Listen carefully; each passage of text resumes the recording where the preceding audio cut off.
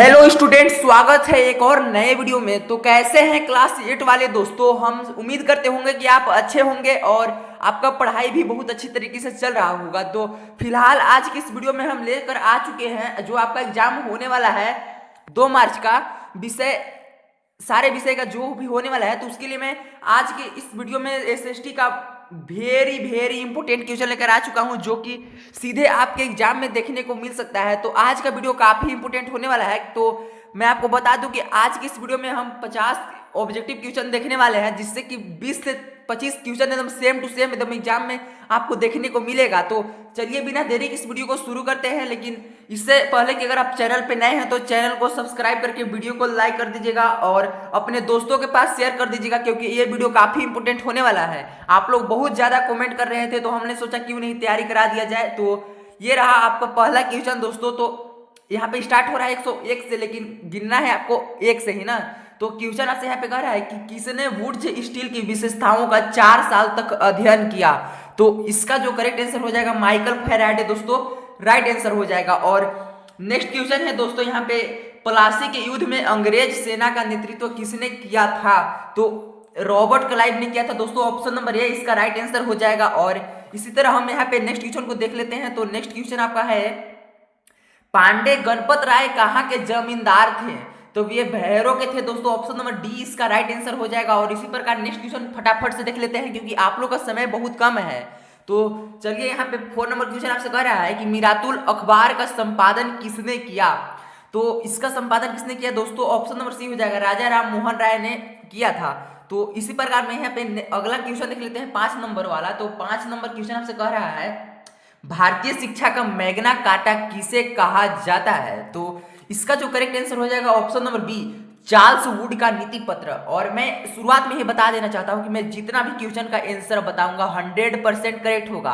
कोई भी क्वेश्चन का आंसर गलत नहीं बताया जाएगा, क्योंकि हमें आप लोग को मदद करना है। तो इसी प्रकार नेक्स्ट क्वेश्चन यहाँ पे देख लेते हैं। 6 नंबर क्वेश्चन कर रहा है कि झारखंड में अंग्रेजों का प्रवेश किस जिले से हुआ था? तो इसका जो करेक्ट आंसर हो जाएगा सिंहभूम, यानी कि ऑप्शन नंबर डी इसका राइट आंसर हो जाएगा दोस्तों। इसी प्रकार हम यहाँ पे नेक्स्ट क्वेश्चन देख लेते हैं। तो नेक्स्ट क्वेश्चन यहाँ पे आपका 7 नंबर कह रहा है कि बाबा साहेब अम्बेडकर ने मंदिर प्रवेश आंदोलन की शुरुआत कब की? तो उन्होंने मंदिर प्रवेश आंदोलन की शुरुआत किया था दोस्तों 1927 ईस्वी में। ऑप्शन नंबर बी इसका करेक्ट हो जाएगा। और इसी प्रकार 8 नंबर क्वेश्चन को देख लेते हैं। तो 8 नंबर क्वेश्चन कह रहा है, विद्रोही सैनिकों ने किसे भारत का सम्राट घोषित किया था? तो इसका जो करेक्ट आंसर हो जाएगा बी, यानी कि बादशाह बहादुर शाह द्वितीय ने भारत का सम्राट घोषित किया था। इसी प्रकार यहाँ पे 9 नंबर क्वेश्चन कह रहा है आपसे कि गुलामगिरी नामक पुस्तक किसने लिखा था? तो ज्योतिराव फुले। ये काफी इंपोर्टेंट क्वेश्चन बनता है आपके एग्जाम के लिए दोस्तों, तो इसको याद जरूर रखिएगा।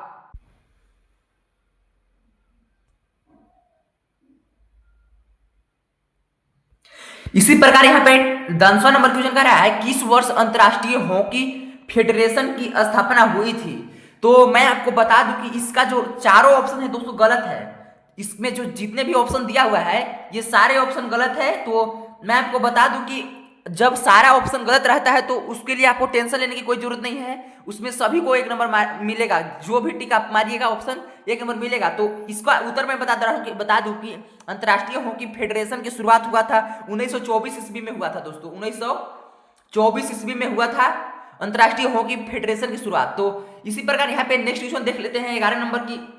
1791 ईस्वी में ब्रिटिश जोनाथन डंकन द्वारा हिंदू कॉलेज कहाँ स्थापित किया गया? तो बनारस में किया गया था दोस्तों, और वही आज विश्वविद्यालय बन चुका है। ऑप्शन नंबर डी इसका राइट आंसर हो जाएगा।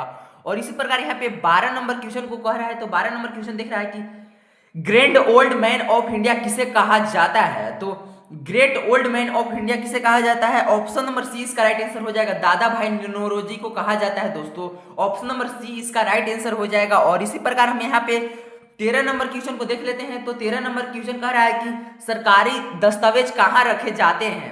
तो सरकारी दस्तावेज कहाँ रखा जाता है दोस्तों? तो सरकारी दस्तावेज अभिलेखागार में रखा जाता है। ऑप्शन नंबर ए इसका राइट आंसर हो जाएगा दोस्तों। और इसी प्रकार यहाँ पे 14 नंबर क्वेश्चन कह रहा है कि तृतीय आंग्ल मैसूर युद्ध किनके बीच में हुआ था? तो यह युद्ध किसके बीच में हुआ था दोस्तों? टीपू सुल्तान और लॉर्ड कॉर्नवालिस के बीच। ऑप्शन नंबर सी इसका राइट आंसर हो जाएगा। और इसी प्रकार यहाँ पे 115 नंबर यानी कि 15 नंबर क्वेश्चन कह रहा है कि झारखंड में पहला हॉकी टीम बनाने का श्रेय किसे दिया जाता है। तो मैं आपको बता दूं कि झारखंड में पहला टीम हॉकी का जो बनाए थे उनका श्रेय किसके दिया जाता है, एडवर्ड हैमिल्टन हिटली को। ऑप्शन नंबर डी इसका राइट आंसर हो जाएगा दोस्तों। और नेक्स्ट क्वेश्चन देख लेते हैं। तो 16 नंबर क्वेश्चन कर रहा है कि राजस्थान और गुजरात में किस शैली के कपड़े बनाए जाते हैं।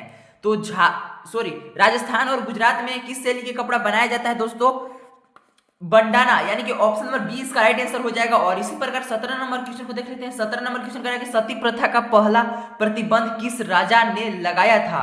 तो किस राजा ने लगाया था, इसका राइट आंसर हो जाएगा आपका ऑप्शन नंबर ए हो जाएगा। हर्षवर्धन जो थे वही सती प्रथा पर पहला प्रतिबंध लगाए थे दोस्तों। और मैं आपको बता दूं सती प्रथा एक ऐसा प्रथा था जिसमें अगर किसी भी महिला के उसके पति अगर किसी कारणवश मर जाते थे तो जब उनको जलाया जाता था तो उनके साथ साथ उनके पत्नी को भी जला दिया जाता था। यही एक प्रथा था जो कि बहुत गलत था दोस्तों, महिलाओं के साथ बहुत अत्याचार हो रहा था। तो इसका जो राइट आंसर हो जाएगा, इसका प्रतिबंध किस राजा ने लगाया था, हर्षवर्धन ने, इसको याद रखिएगा।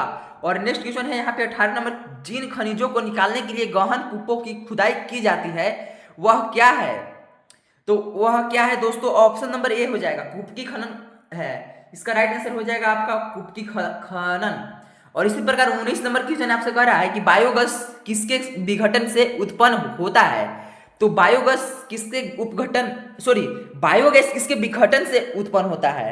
तो यह किससे विघटन होता है, गोबर से भी बायोगैस बनता है दोस्तों, रसोई अपशिष्ट से भी, पौधों तथा जंतुओं के अवशेष से भी। ऑप्शन नंबर डी इसका राइट आंसर हो जाएगा। और यहाँ पे इसी प्रकार हम यहाँ पे नेक्स्ट क्वेश्चन देख लेते हैं। तो नेक्स्ट नंबर क्वेश्चन कह रहा है कि लद्दाख में पाया गया यूरेनियम उदाहरण है, क्या चीज का उदाहरण है, तो संभाव्य संसाधन का। ऑप्शन नंबर बी इसका राइट आंसर हो जाएगा।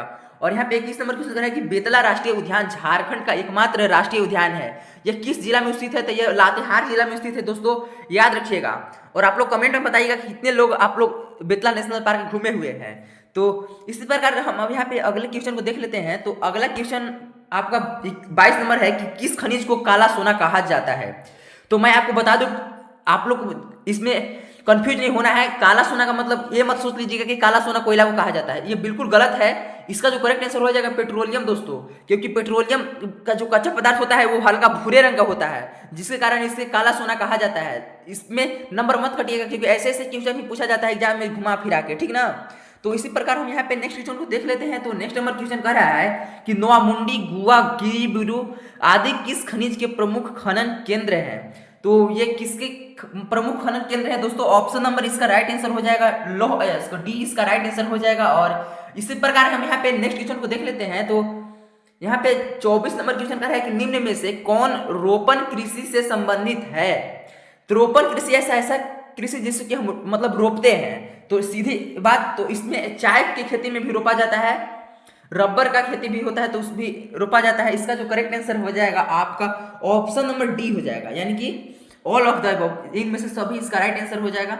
पे 25 नंबर क्वेश्चन कह रहा है आपसे कि विद्युत से चलने वाला करघों को क्या कहा जाता है। तो विद्युत यानी कि लाइन यानी कि बिजली से चलने वाले करघों को कहा जाता है पावर लूम दोस्तों, ऑप्शन नंबर ए इसका राइट आंसर हो जाएगा। और नेक्स्ट क्वेश्चन देख लेते हैं। तो 26 नंबर क्वेश्चन कह रहा है ग्रेट लेक्स का संबंध है, यानी कि ग्रेट लेक्स का संबंध किससे है। तो इसका संबंध है दोस्तों 5 झीलों के समूह से, बी ऑप्शन इसका राइट आंसर हो जाएगा, ठीक ना।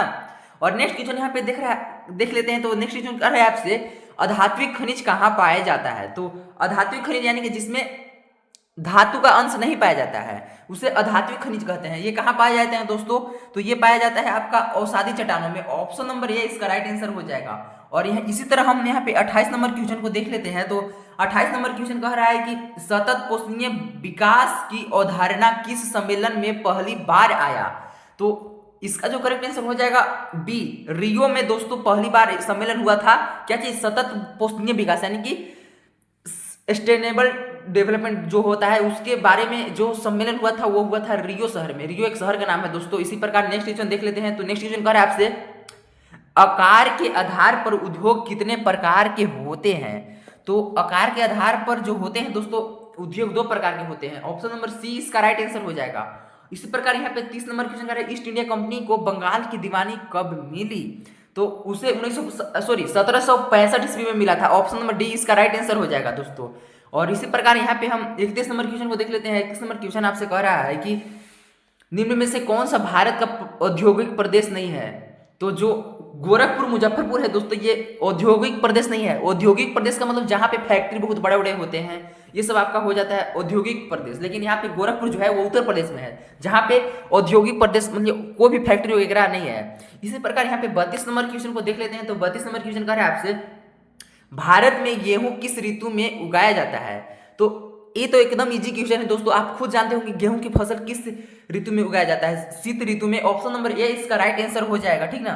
इसी प्रकार 33 नंबर क्वेश्चन को देख लेते हैं। तो 33 नंबर क्वेश्चन आपका कह रहा है कि झारखंड के 2 लौह इस्पात केंद्र कौन सा है। यानी कि झारखंड में सबसे अधिक मात्रा में लोहा का जो फैक्ट्री है, जो लोहा का उद्योग है, वो कौन कौन सा है। तो जमशेदपुर जानते होंगे दोस्तों, एकदम फेमस है। और Bokaro, Tata iron and steel company और एक बोकारो स्टील कंपनी, दोनों है।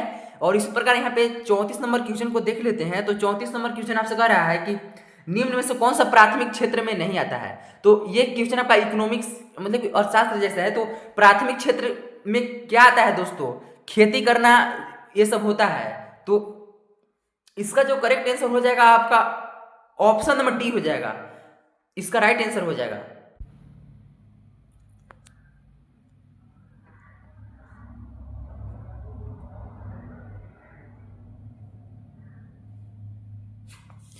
तो इसका जो करेक्ट आंसर हो जाएगा ऑप्शन नंबर डी दोस्तों। और इसी प्रकार नेक्स्ट क्वेश्चन को देख लेते हैं। तो नेक्स्ट क्वेश्चन यहाँ पे कह रहा है कि विश्व की सबसे गहरी सोने की खान कौन सी है। यानी कि सबसे दुनिया का सबसे गहरा सोना की खान, सोना एक जो वही सोना जो पहनते हैं दोस्तों। तो इसका जो करेक्ट आंसर हो जाएगा आपका ऑप्शन नंबर हो जाएगा सी, यानी कि कोलार। ऑप्शन नंबर सी इसका राइट आंसर हो जाएगा। और इसी प्रकार यहाँ पे नेक्स्ट क्वेश्चन को देख लेते हैं। तो नेक्स्ट क्वेश्चन 36 नंबर क्वेश्चन कह रहा है कि निम्न में से कौन जनसंख्या वितरण को प्रभावित नहीं करता है। तो रहन सहन जो है दोस्तों, ये जनसंख्या वितरण को प्रभावित नहीं करता है, इसका सी ऑप्शन राइट आंसर हो जाएगा। और इसी प्रकार 37 नंबर क्वेश्चन को देख लेते हैं। तो 37 नंबर क्वेश्चन आपसे कह रहा है कि किसकी स्वीकृति के बाद विधेयक कानून बन जाता है। तो किसके स्वीकृति यानी किसका परमिशन मिलने के बाद विधेयक का कानून बन जाता है दोस्तों। तो इसका जो राइट आंसर हो जाएगा राष्ट्रपति। ऑप्शन नंबर ए इसका राइट आंसर हो जाएगा, ठीक ना। इसी प्रकार नेक्स्ट क्वेश्चन को देख लेते हैं। तो नेक्स्ट क्वेश्चन आपका 38 नंबर क्वेश्चन क्या कह रहा है देख लेते हैं। यहाँ पे कह रहा है कि सर्वोच्च न्यायालय का गठन संबंधी प्रावधान संविधान के किस अनुच्छेद में वर्णित है। तो सर्वोच्च न्यायालय का गठन संबंधी प्रावधान संविधान के किस अनुच्छेद में वर्णित है, इसका जो करेक्ट आंसर हो जाएगा आपका ऑप्शन नंबर बी हो जाएगा, अनुच्छेद 124 में दोस्तों इसका राइट आंसर हो जाएगा, ठीक ना।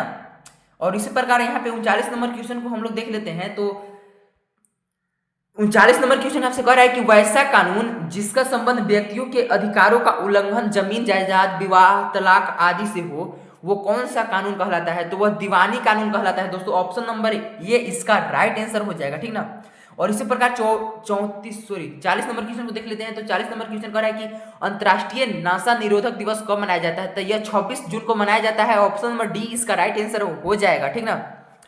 और अगर आप अभी तक चैनल को सब्सक्राइब नहीं किए हैं तो चैनल को सब्सक्राइब कर दीजिएगा, क्योंकि इसके बाद मैं हिंदी का मोस्ट इंपोर्टेंट क्वेश्चन लेकर आने वाला हूं। तो और कमेंट में बताइएगा कि वीडियो कैसा लगा। और इसी प्रकार 41 नंबर क्वेश्चन को देख लेते हैं। 41 नंबर क्वेश्चन कह रहा है कि विश्व का सबसे बड़ा एवं लिखित संविधान किस देश का है। तो मैं आपको बता दूं, जो हम लोग का देश का जो संविधान है वो दुनिया का सबसे बड़ा और लिखित संविधान है। ऑप्शन नंबर बी इसका राइट आंसर हो जाएगा। और इसी प्रकार हम यहाँ पे अगला क्वेश्चन देख लेते हैं। तो अगला क्वेश्चन कह रहा है कि संघ सूची में राष्ट्रीय महत्व के विषय होते हैं, इन विषयों पर कानून कौन बनाता है। तो इन विषयों पर कानून किस विषय में, तो दोस्तों संघ सूची में राष्ट्रीय महत्व के विषय होते हैं। तो इसका जो करेक्ट आंसर हो जाएगा ऑप्शन नंबर बी, केंद्र सरकार बनाता है दोस्तों। और 43 नंबर क्वेश्चन देख लेते हैं। तो 43 नंबर क्वेश्चन कह रहा है कि किस दल को बहुमत प्राप्त करने के लिए लोकसभा में कितने सदस्य होने चाहिए। तो 272 सदस्य होना चाहिए। ऑप्शन नंबर सी इसका करेक्ट हो जाएगा, ठीक ना। इसी प्रकार यहाँ पे 44 नंबर क्वेश्चन को हम लोग देख लेते हैं। तो 44 नंबर क्वेश्चन कह रहा है कि फ्लोराइड युक्त पानी से कौन सी समस्या उत्पन्न होता है। तो इससे कमजोर हड्डी होता है दोस्तों। ऑप्शन नंबर बी इसका राइट आंसर हो जाएगा। और इसी प्रकार हम यहाँ पे नेक्स्ट क्वेश्चन देख लेते हैं। तो नेक्स्ट क्वेश्चन कह रहा है कि किस समिति के रिपोर्ट के आधार पर संविधान में मूल कर्तव्य शामिल किए गए हैं। तो इसका जो करेक्ट आंसर हो जाएगा आपका ऑप्शन नंबर ये हो जाएगा, स्वर्ण सिंह समिति के आधार पर। और इसी प्रकार हम यहाँ पे 46 नंबर क्वेश्चन को देख लेते हैं। 46 नंबर क्वेश्चन का है कलकत्ता उच्च न्यायालय कब स्थापित हुआ था, यानी कि जो कलकत्ता हाई कोर्ट था वो कब स्थापित किया गया था। तो यह 1862 ईस्वी में किया गया था। ऑप्शन नंबर बी इसका राइट आंसर हो जाएगा। और इसी प्रकार यहाँ पे 47 नंबर क्वेश्चन का है कि लौह पुरुष के नाम से कौन जाना जाता है, तो लौह पुरुष के नाम से सरदार वल्लभ भाई पटेल को जाना जाता है। ऑप्शन नंबर ए इसका राइट आंसर हो जाएगा। और 48 नंबर क्वेश्चन है कि भारत में शिक्षा का अधिकार अधिनियम कब लागू हुआ था, तो ये कब लागू हुआ था दोस्तों। ऑप्शन नंबर इसका क्या होना चाहिए, भारत में शिक्षा का अधिकार अधिनियम कब लागू हुआ था, ये हुआ था आपका कि कब 1 अप्रैल 2010 को। ऑप्शन नंबर डी इसका राइट आंसर हो जाएगा, ठीक। और इसी प्रकार यहाँ पे 49 नंबर क्वेश्चन को देख लेते हैं। तो 49 नंबर क्वेश्चन कह रहा है कि व्यक्तिगत शौचालय, सामुदायिक और सार्वजनिक शौचालय का निर्माण किस योजना के अंतर्गत है, तो यह स्वच्छ भारत अभियान के अंतर्गत है दोस्तों। ऑप्शन नंबर डी इसका राइट आंसर हो जाएगा। और इसी प्रकार यहाँ पे लास्ट क्वेश्चन है कि सुकन्या समृद्धि योजना कब लागू हुआ था, तो ये हुआ था आपका 2014 में। ऑप्शन नंबर सी इसका राइट आंसर हो जाएगा। और ये रहा वीडियो दोस्तों, और मिलते हैं एक और नई वीडियो में। अगर आप अभी तक चैनल को सब्सक्राइब नहीं किए हैं तो चैनल को सब्सक्राइब करके वीडियो को लाइक कर दीजिएगा और अपने दोस्तों के पास शेयर जरूर कर दीजिएगा, क्योंकि आप लोग की डिमांड पे ये वीडियो लाया गया था। और कमेंट में बताइएगा कि ये वीडियो कैसा लगा और अगला वीडियो लाना चाहिए या नहीं।